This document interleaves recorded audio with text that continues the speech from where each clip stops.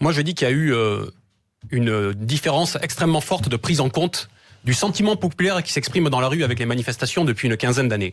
Vous savez, ce qu'on a connu pendant des décennies, c'est qu'à un moment donné, quand il y avait une volonté populaire forte qui s'exprimait, le pouvoir en tenait compte. J'y pense par exemple avec les mobilisations contre l'école privée au début du septennat à l'époque de François Mitterrand, ou de la réforme de Baquet sous Jacques Chirac, ou même des retraites avec Alain Juppé, ou même avec Dominique de Villepin qui n'a pas appliqué le CPE quand bien même il a été promulgué. Et puis en 2010, il y a eu une rupture dans cette prise en compte du sentiment populaire. C'est Nicolas Sarkozy qui l'a imposé parce qu'il est passé en force sur la question des retraites, parce que le cadre institutionnel aussi avait changé, parce qu'on était passé au quinquennat et surtout avec l'inversion du calendrier qui nous amène de plus en plus sur une monarchie républicaine. Et donc Sarkozy avait fait du fait de tenir une affaire personnelle.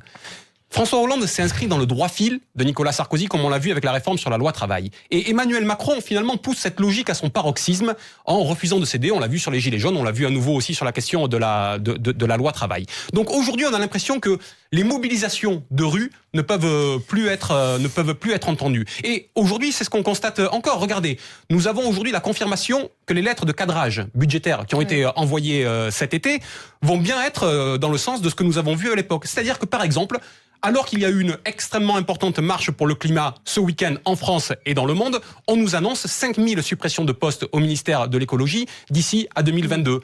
On nous a dit la semaine dernière qu'il y avait 45% des établissements scolaires dans lesquels il manquait des enseignants en cette rentrée. Eh bien, on nous annonce qu'il y aura 1200 postes en moins l'année prochaine dans l'éducation nationale. Moins 1000 dans la santé. Autrement dit, il n'y a pas de prise en compte de ces questions, alors que les gens appellent à se refonder. Eh bien, il va falloir aujourd'hui créer le rapport de force qui permette qu'à un moment donné, le pouvoir bascule et que le souverain redevienne le peuple. Oui,